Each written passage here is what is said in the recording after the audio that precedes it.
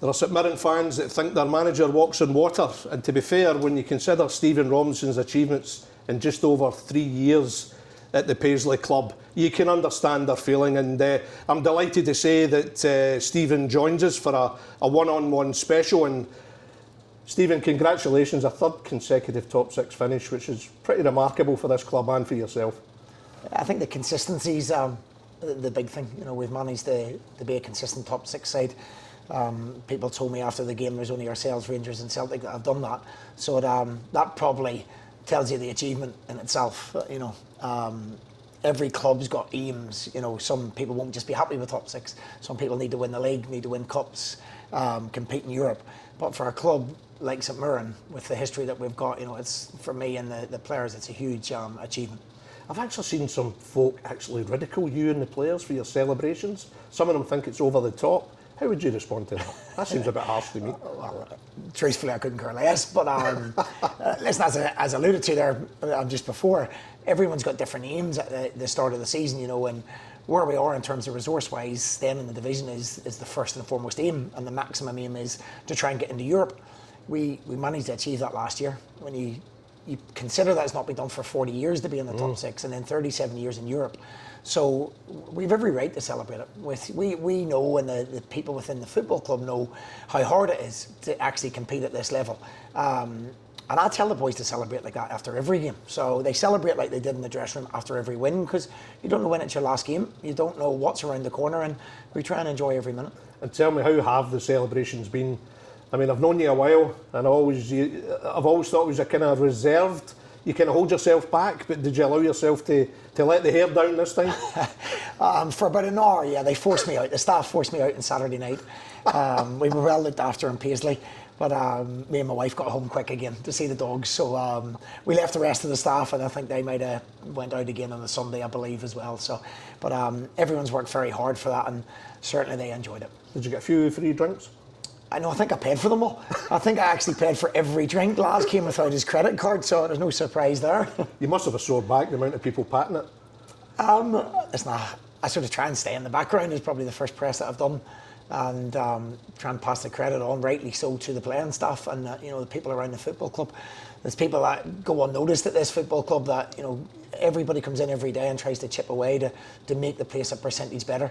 I've repeatedly said we don't have a millionaire owner, we don't have, you know, a 20,000 fan base or people putting massive money into the football club. We have to grow slowly, and everybody that walks into the club, non-football staff, football staff, has to do their percentage, and everyone's done that for 3 years in a row, and that's why we celebrated so well, because you know, it's tough coming in every day that you want to do things quicker, you want to take the club forward quicker, but it's a process, and we've managed to do it, and we've managed to do it within the you know, the parameters that we have. How good does it make you feel to see so many people happy with the efforts of the team and the achievements?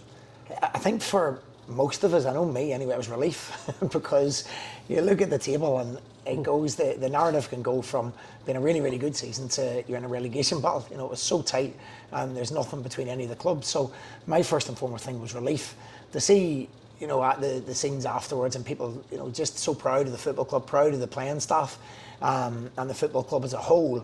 Then yeah, to play a small part in that, and play a small part in St Mirren growing and becoming a sustainable top six football club is, you know, I have immense pride in that.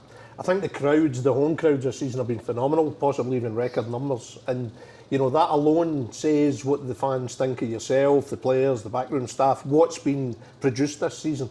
Yeah, I think first and foremost the players. You know, they're the ones that go out there. They're the ones that, you know, have to play under intense pressure every week, and the fans come because they see a team that's trying to play a decent brand of football, trying to give absolutely everything for the badge, and they do. They're so committed. Saturday was a perfect example. They go to the last minute when everything was against us. We didn't know the score, but it was a case of just trying to win the game, and they battled on. And to see the connection between the crowd and the players, I think it's something special. You immediately went on record after the game to say it was the best achievement of your career, which says plenty. The scenes at the end will probably live with you forever as well, won't they? I mean, such joy, such elation. Yeah, I think such an incredible finish to the yeah, game it as just well. it was probably the way it was done, so dramatic. In getting it, we were relying on all the results. I didn't know the results personally until we scored the third goal. I asked the staff not to tell anybody, but I think everybody on the bench bar me knew, and everybody in the stadium probably bar me knew as well. So, but it was important that we remained focused on what we were trying to do, and we did, and we've come out with a fantastic result, first and foremost, and something that's brought the club together again, that we can now go and enjoy the last 5 games of the season.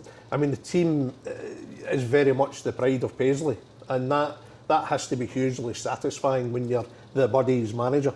Yeah, you come from, I've managed clubs in, a lot of the clubs that I've managed, the working class areas where jobs are hard to come by. Everybody's, fighting for a living, and it costs a lot of money to come and watch football. And I think a lot of people comment on my team is that they'll run themselves into the ground. They're very athletic and they'll give absolutely everything. I take that as the biggest praise ever, because when people are coming here and paying money, £20 odd, I don't know exactly how much it is, £25 a ticket, and bringing kids and programs and hot dogs, it's an expensive day out. So the least that you can give them is a team and a staff that are giving absolutely everything, and you can see that they're giving absolutely everything, and I believe that's what we've created. And the level of backing home and away has been phenomenal. You're imagining they're probably among the loudest supporters in the country. There's a real kind of, they're fervent, and that can only kind of get the players to respond to that, really. Yeah, and if they travel in their numbers everywhere we go. People don't realise that you're dealing with young men, all with their own problems, that are buoyed by confidence. And when you've got a crowd behind you, as they were on Saturday, as they have been for 3 seasons, and this has been a real testing season. There's been so many ups and downs, a real roller coaster for a season. And there's not too many clubs where everyone is stuck together as much from right from the very top. After games, Keith Lasley phoning me, people from the board phoning me, with total belief in what we're doing, and fans with total belief. Of course, you'll get the odd people who aren't really allowed to speak at home and they have to speak in social media and criticise you. But the vast majority of St Mirren fans know exactly what's been given, and the work ethic that's been given by these football players. When you were out on Saturday night, what was the kind of level of comments that you were getting? What were people coming up to you, just really emotional and showing what it meant? I only went to the toilet once, so so it took me about 10 minutes to get round to the toilet. But no, everyone was just very nice, and we only went to one bar. Well, I only went to one bar.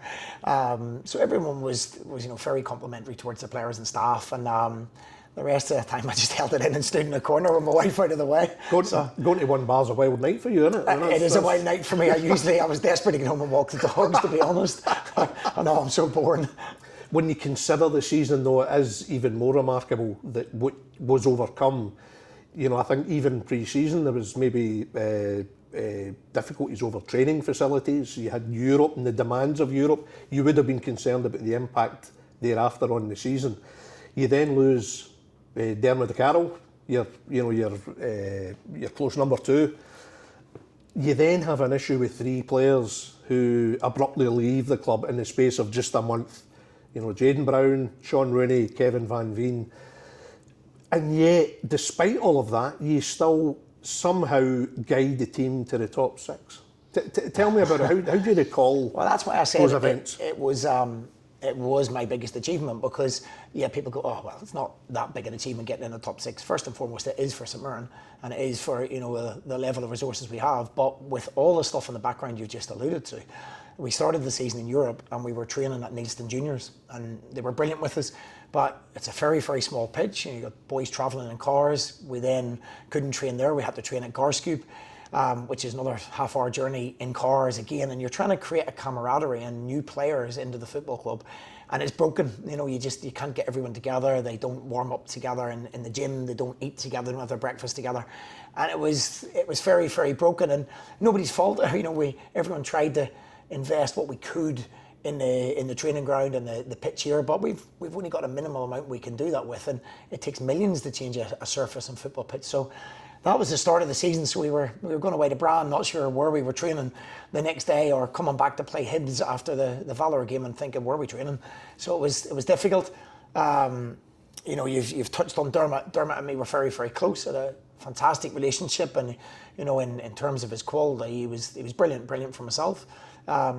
And he got an opportunity that he just could not turn down, you know, and I encouraged him to take it. And I think that's you know, I like employing people that can go to a better level, a higher level that'll be rewarding, and that's what Dermot's got and deserves that. And that then takes its time to then bring somebody new in, which was Brian. Who was already at the club, you know, but actually building that relationship, getting to know each other, you know, on a personal level, and also what I wanted, what he wanted, how far he could push me, how much he could oppose me, which I wanted and I wanted challenged.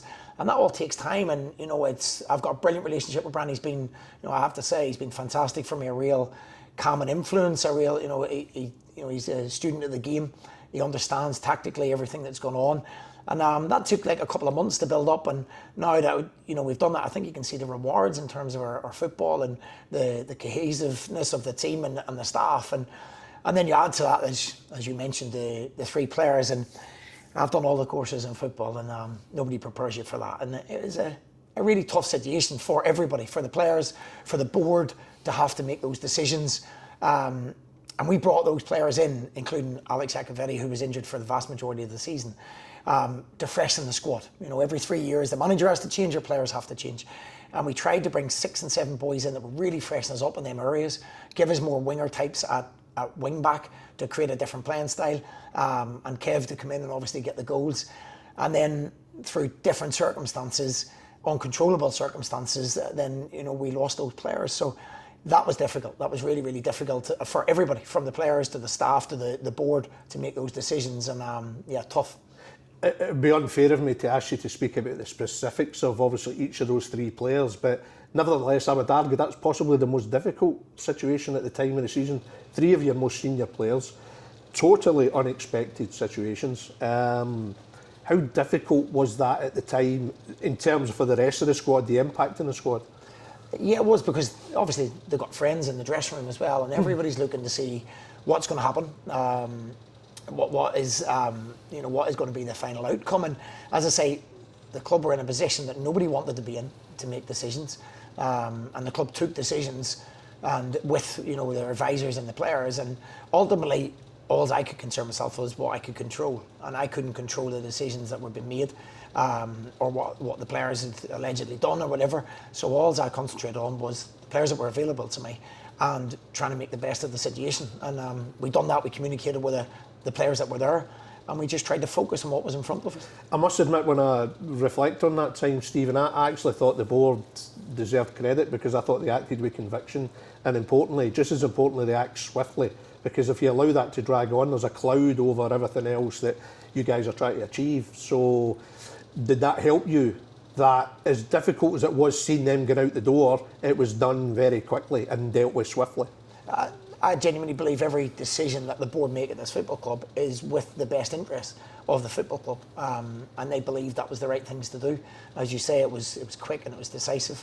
It'd be wrong of me to put any kind of other comments into that. You know, no. It was a quick decision. They literally told me concentrate on the football. And what we tried to do was not make excuses about it and go, look, we speak about this after the season. Let's try and just continue on what we're doing. The players that were there, we had lots of belief in.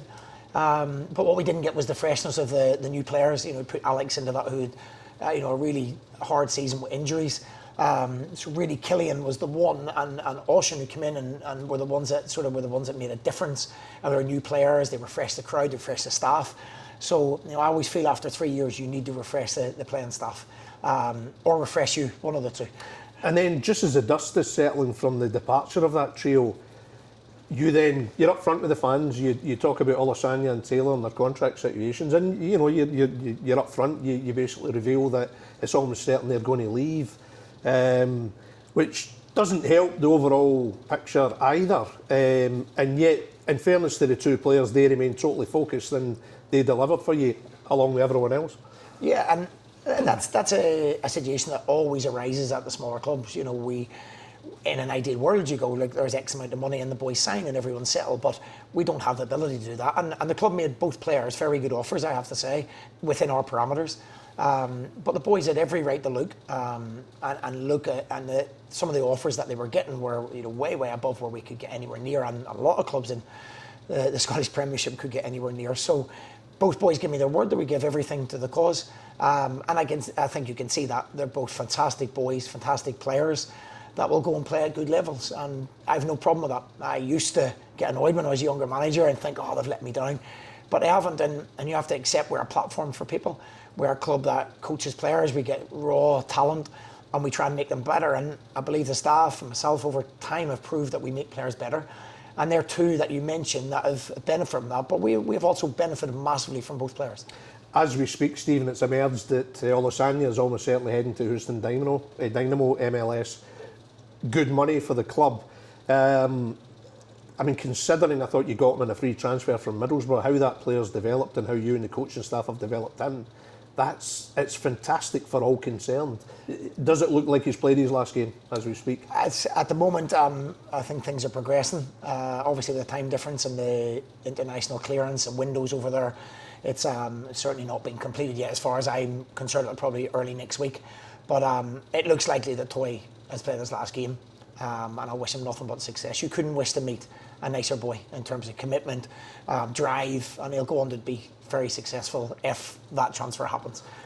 That's a perfect scenario, isn't it? It's the way the club's built, and it's the way it's the model of the club, isn't it? Both yourself and particularly Martin Foyle, your extremely valued head of recruitment. You spot players, you try to be as shrewd as you can, you develop them, and then those players then move on for a fee that then benefits the club. It's an ideal scenario in a way.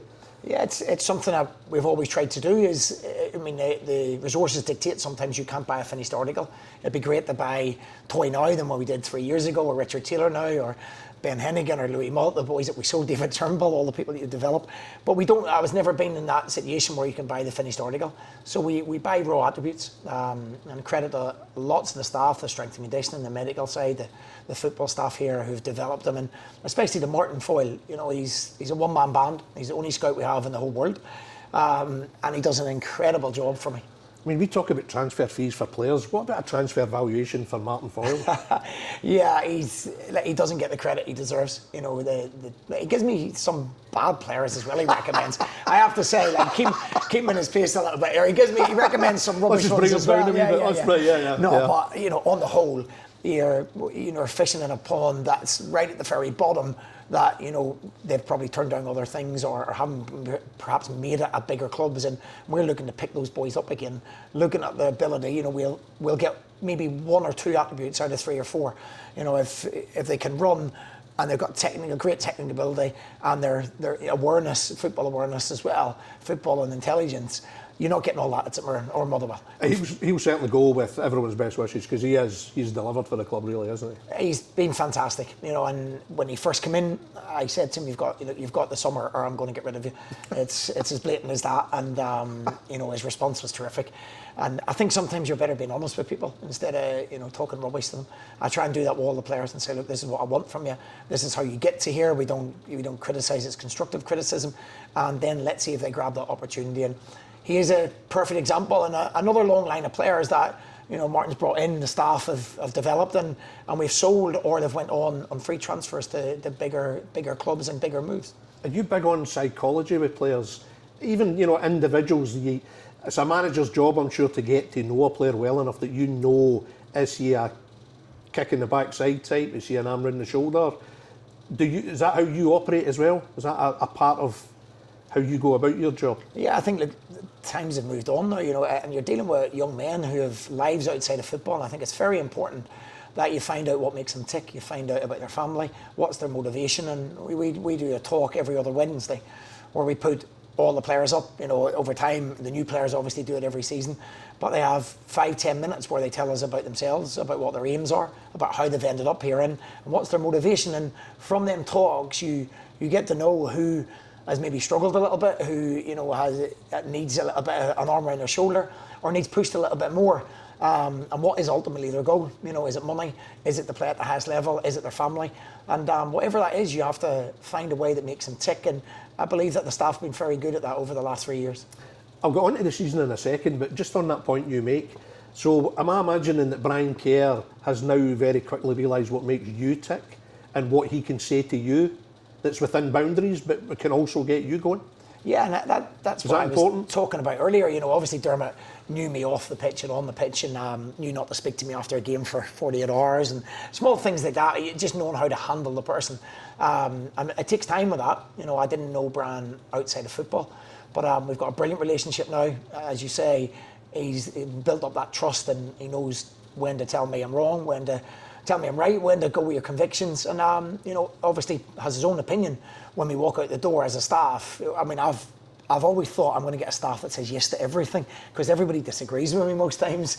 But what we do is we debate it. It's open house in terms of opinions. We bring the youth team in as well, the youth team managers, and Alan McManus, the youth head of academy. And everyone has an opinion, and when we walk out that door, it's an opinion that everyone agrees on, and we try and deliver it as best as we can. Naturally enough, you get the bigger profile, Stephen, you probably get the most credit, but in fairness to you, at every point, it's important to you that the backroom staff you have has a light shone in it as well, and there's, you know, genuine praise. Tell me about your backroom guys. Obviously, we've spoken about Brian. Tell me about your other backroom guys that have been so crucial in this run of success. Yeah, and they have been, and they've been consistent for 3 years. You know, Jimmy Langfield, who's a club legend, has been here a long time. You know, he's evolved and got better and better with each season. He's now doing a little bit of the coaching with the strikers as well. You know, we've tried to develop coaches. Yeah, we've tried to develop coaches as well as players. And I think if you look at the history, a lot of the strength and conditioning guys that have worked with me, or coaches that have worked with me, have all gone on to the bigger clubs and more money. So, you know, Jamie's evolving. I think he's excellent at his job. He's got a great relationship. It's a unique job. Can I just be clear here? So Jamie is teaching the strikers how to finish? Well, no better person. You know what the goalkeepers do. Interesting. And I wouldn't say he does it every single day, but he has a big part to play in it. You know, I give all the staff specific things each week to say, right, go and work on the finishing, go and work on hold-up play. Work on the defensive side of things, work on one-on-one defending, you know, with Peter Hartley and you know, and so, you know, Jamie, we mentioned Bran.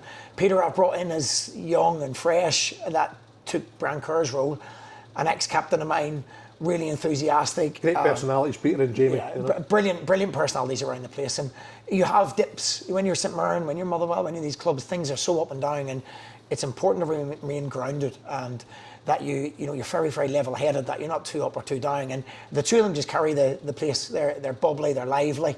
You know, they both love what they're doing, and that breeds into the dressing room, and so people can't feel sorry for themselves too long on a Monday morning. And your physio's top class, isn't he? I mean, a medical staff, Jerry Doherty is arguably the best that I've worked with, you know, and a few people might be unhappy when we say that. You know, I've worked with some terrific people, you know, but Jerry I've worked at international level with physios.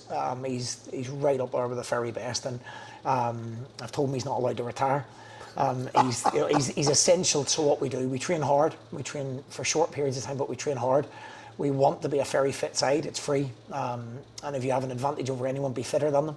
So it's important you keep people fit. And on the whole, I believe our training percentage was 95% availability, and that's down to Jerry's brilliance, to Gary McCall in the strength and conditioning department as well, who's been absolutely fantastic as well. Now you had Europe, first time in decades. I think we saw the scenes with the fans in the away games. You're coming off the team bus, you're getting applauded. Fantastic scenes. Was that whole experience worth the hard work to get there in the first place? Yeah, it was. We'd done it at Motherwell. I got into Europe at Motherwell, but there was no crowds. It was COVID. So it was a bit of an anticlimax. You know, we'd gone to Korea and Glentoran, and then we went to Beersheba, I believe, in Israel. And there was nobody there. You know, there was 20 people there. But to see the welcome we got at Valur, and then the welcome from the home crowd, Bran's probably the one that'll stay with me. But when we equalised in Bran, well, we got the last minute equaliser at home as well, but the Bran one, because they were such a good side. But we went out there and put a really good show on. It was torrential rain, and I think we brought 2,000 people over. And the celebrations and scenes, I don't think they knew we got beat in the end. They were celebrating that much. But to see people who've waited a lifetime, a generation, to watch their team in Europe, that memory will stay with me for a long, long time. Back-to-back wins over Rangers, home and away. Again, first time in decades. An amazing achievement for all concerned. Yeah, I think it was the first time I beat them in the league as well, Rangers. They managed to beat Celtic before, but we'd only beat Rangers in the cup, managing wise. So it was one that a hoodoo I wanted off me, and we managed to do it, and we've done it, I believe, deservedly. There's games where you beat the Both big teams. games were deserved. Yeah, and you get results sometimes where you just don't deserve them. You hit teams in the counter attack, and you get luck. And we didn't. I thought we played some really good football. We allowed them to have the ball in areas we wanted to bring them out, and the boys stood up and we said, "Stay on the ball, be brave," and they've done that in both games. And our record against the top sides is very, very good. Our record against the bottom teams in the league isn't as good, and there's reasons behind that we need to address.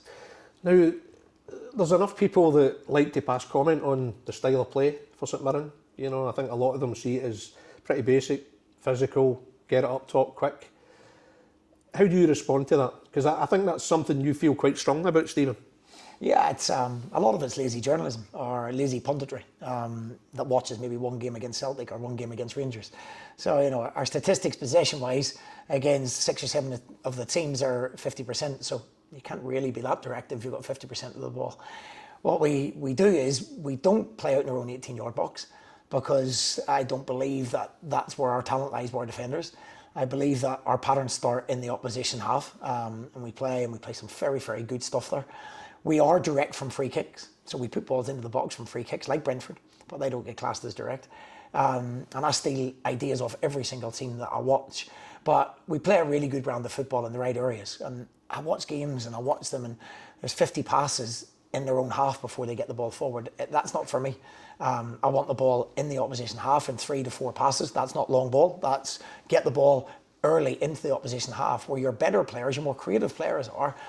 Fans want to come and see excitement. They want to see runs down the side of people. They want to see shots on target. They want to see balls into the box, and they want to see goals. So we've got an identity. The physical bit, yeah, my players can run, and I'm proud that they can run. It's free. It's the organisation one that people say, that's free as well. I think any manager, worth their salt should be organised, should be the fittest team around. And I say to the players, it's free. It doesn't take talent to be organised. It doesn't take talent to be fit. We do get classed as a really big side, and I think, well, we've got Declan John as 5'7" at left back. We've got a centre midfielder at centre half in the middle of the back three. We've got a left back in Richard Taylor, who's technically brilliant, who's a left back, and a right back who plays right-sided centre half. So within that back, we've got winger playing right wing back at the moment as well. So within that back five, we haven't actually got a defender. So sometimes narrative, just people are lazy with their journalism. From Motherwell, I played direct at Motherwell in a 3-5-2. I had to get some sort of foothold in Scottish football. People didn't know me. I didn't play in Scotland. I didn't have the press on my side. I didn't, maybe give them stories or whatever people do. So I had to stay on a job. And to do that, I played percentage football for the first year. And after that, we evolved into a really good 4-3-3 side that finished third. And we've done the same at St Mirren. You evolve every year. You try and gain more possession. You try and bring better players in. But you still have to have the main basics of being able to run and being organised. And if you do that, you've got a chance. How have you evolved as a manager? Because as I've spoken to you before in one-on-one, Stephen, I mean, you've worked with some top managers. Terry Venables, David Moyes, Michael O'Neill, just to name a few. How do you see yourself as a manager now, as opposed to 7-8 years now? I think when you first come in, you've got this idea, and I hear everybody talk about philosophies, and they want to play out in their own 18-yard box, and that's fine. That's as long as you've got a reason what you're trying to do, and everybody understands it on the pitch. I don't have any question with anybody's philosophy, but your philosophy doesn't need to change. I hear people say, I'm not changing my philosophy. Your philosophy can start in the day of the halfway line. You can play your patterns, you can play in the striker's feet, you can get runners beyond, if you've got the personnel to do that. If you've got Man City's personnel, play out from the back, suck them in and miss the press, play through the press, if you've got the players to do that. And, I think the biggest thing for me, I listened to Carlo Ancelotti speak, who I think's an unbelievable manager. And people asked him about his philosophy, and he said, my philosophy is based on the players I have. And I'm exactly the same. And I'm certainly no Ancelotti. I'm not claiming to be. But you play to the strength of your players. And as I say, you evolve that over time. There's only a certain level you can take that to with the resources that you have. But I'm confident that I get every last drop out of the resources that we have. There's at least 4 teams in the bottom 6 that I believe have got, far bigger budgets than yourselves, which kind of adds to that achievement this season. And I don't think that can be underestimated. I'm suggesting it might be 5, but listen, we don't know. People tell lies about their budget all the time. What I do know is that the board back me as much as they possibly can, just to stay on par with everybody else. You know, we are one of the, there's no secret to it, we are one of the smaller clubs. We have one of the lowest resources. We have 1,200 fans, 1,300 fans that are part of this major group that, you know, owns the majority of the football club. So we don't have a millionaire investor. We don't have, you know, a guy's putting 3 and 4 million in, or 20,000 fans contributing to the football club. So the achievement within that maybe suggests why we celebrate so much when we do achieve things like that. Which neatly brings me into the next question. You've had 3 top 6 finishes in a row, including a top 5, I may add. Have St Mirren hit a ceiling? How much further can St Mirren go, Stephen, do you think, realistically? Well, it's getting more difficult, I won't deny that. You know, the money that people are paying now in Scotland, in England, League 2, League 1 conference, astronomical amount of wages, and we're just trying to stay on the shirt tails because, you know, our budget goes up, but we're still recruiting the same players because all the wages are going up and your rivals have gone up. And we need to try and do that. We have to try and find ways to generate more money to stay with, you know, as I say, on the coattails off the clubs that are miles ahead of us financially, miles ahead of us in terms of infrastructure. Has it hit a ceiling? Well, people told me we couldn't get top 6 again, and we got Europe. They said we couldn't get top 6 3 years in a row, and we have. So it's difficult, no doubt, but we'll be working ever so hard to do that. And, you know, expectations have risen, and I keep saying to the players, that's down to you. You've raised the expectations, and that's our job to try and meet them. Do you know your budget already for next season? Yeah, I knew my budget before we got into the top 6. You know, and the club's run really prudently. I know that. Did you know what it would be if you made it, and also if you didn't? No, the budget was set. It wasn't set in stone, but it was set before, because we have to start a recruitment in January for the summer, which we've already started to do, and we try to get, you know, things ahead of ourselves, because if we get into competition with other SPFL clubs, then we probably lose out in terms of finances. But it's set, of course, if you get into the top 6 or you get into Europe, there's always room to go to the board and say, could we have another player? Can we? But it's usually 1 or 2 players more. How important is it that investment in the squad and the football infrastructure is increased every year wherever possible? Yeah, it has to be, and everybody within the football club is a firm believer of that. You know, Keith's driving the infrastructure in the background. You know, we've got Jim and the board who are constantly trying to push the boundaries of the football club, and that's so important. You know, I demand that. You know, Keith demands it, Jim demands it, the players demand it, and deserve it, because you have to try and change something every year. You have to try and progress. You know, it'd be lovely to have £1 million to spend on both the pitches to make them better. But we have to do little incremental steps all the time. You know, trying to get a recovery suite, trying to get, you know, modernised ice baths rather than the manual ones. Small things, another part-time groundsman, instead of just one guy looking after 3 pitches. All those things to make us a sustainable top 6 club. You've got 5 games, obviously, to finish the season. 3 at home, things like Aberdeen, Rangers and Hibs. But just being there is fantastic. But of course, you're looking ahead, and you've got big contract decisions on players coming up. There's multiple decisions to be made. What can you tell the fans about where you are with them, you know, at the moment? Obviously, we know about Olasanya. You've got key men like Taylor. You've got Boyd Muntz, Hemming. What can you say? What can you update can you provide? Well, as a general, we've been working since Christmas to sort things out. We're quite far down the line with Zach, either a loan or a permanent transfer. You know, hopefully it would be good to get that done, and then we would look to put Peter Minsky out to develop him, because we really do believe once he gets games, he could be a top-class goalkeeper. Keelan's had a very, very good offer put to him. We're still considering that, so that's not dead. Some players that have been offered have turned down their contracts, which I'm not going to discuss and you know, put any more pressure on them. I think that's wrong. But things change when you get top 6. You know, things look a little bit rosier, and we're still negotiating. There's still things that are ongoing. We are looking at other targets as well as the people that we've offered to, and we've made numerous offers to players in England and abroad, in all different areas of the pitch.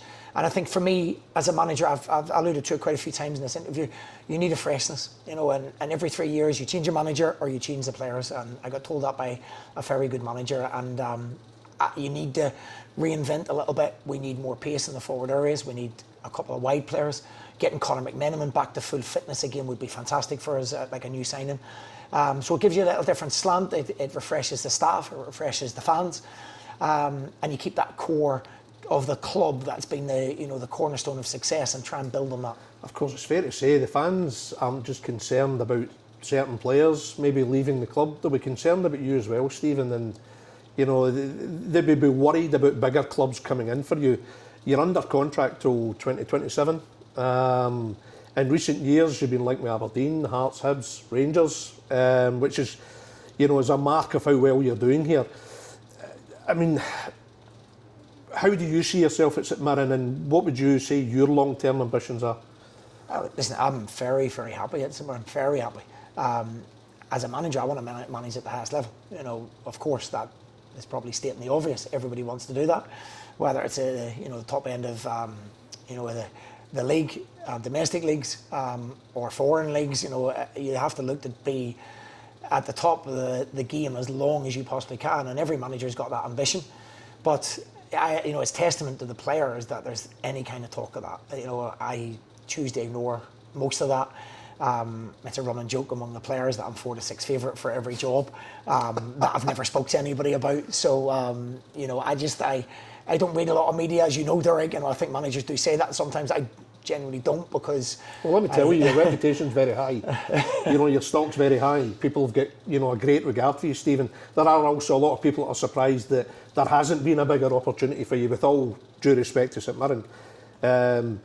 But in fairness to the board, I thought it was big credit that when they gave you the contract extension earlier on in the season, it was at a time when maybe results were not the greatest, but it was such a show in faith in you. Yeah, I think... And you don't forget that kind of thing, no, do you? of course not. And, the board have been fantastic. When I first came in here, there was a big turnaround needed. I was taking over from a team that Jim had built, and it was this hard situation because we couldn't win any games when we came in. So the board stuck by me, and not once did anybody waver on me, and I always say, Tony Fitzpatrick must have texted me every day of the week to tell me, keep believing. Jim Gillespie, Keith Lasley, Keith came in after that, obviously, but, especially them three have been so supportive. And they've backed us even when we had sticky periods, and they accept and never realism that there will be sticky periods at St Mirren. There's going to be runs of games, and how you deal with that, I've matured as a manager. I believe I deal with it a lot better. I hate losing. I still, it's probably my worst trait, is losing football matches and accepting that you lose football matches, or accepting you go to Celtic and go, well, it's a free hit. I hate that. I can't do that. And that's why when we do go to top teams, we give a real good account of ourselves, and we have a right go, and sometimes we get absolutely battered. Sometimes it's a lot closer, sometimes the quality shines through with substitutions, but we certainly have a go, and we press, and we give absolutely everything to win the game. We don't sit back and wait to get beat 1-0, and the board see that through them dark times, and I'll be forever grateful that they backed me when times were hard, and I hope that I've rewarded them for their faith. Never mind other clubs, I've got to ask you, one day deep down, would you like to manage your country, Northern Ireland? You've been part of the backroom staff at the Euros, a key part of Michael O'Neill's team in 2016. I just wonder if further down the line that would be something you'd relish. Yeah, well, definitely. I always joke with Michael, he just keeps coming back and signing 10-year contracts, so there's probably no chance of that anyway while I'm alive. But of course it would be, the ultimate honour to manage your country. Michael's building a brilliant squad there of young talent, all coming through now at various levels, and it's work in progress, but him and Dermot have done a terrific job. But ultimately that would give me a lot of pride. I'm very proud of where I come from, very proud of where my family's grew up, and it would be brilliant to be the manager of Northern Ireland one day. Just finally, you've got 5 games left of the season now, and I know there's no way, just because you've got top 6, the ball's getting put away. You want to finish the season strongly, don't you? Well, I sent the staff a message there. I've given them 3 or 4 days off over the weekend now to say, enjoy this, because when we come back, we're going to be working even harder. We want to try and catch the teams above. People say it's impossible, but who knows? They said we wouldn't get in the top 6. But that has to be the mindset. When you come in here, you work. When you come in here, you try and drive forward, and nobody rests on their laurels. Well, I'm really grateful to you for giving me some of your hard-earned time off, and many congratulations on this season, Stephen. Cheers, Derek. Thank you. Cheers, Derek. Thank you.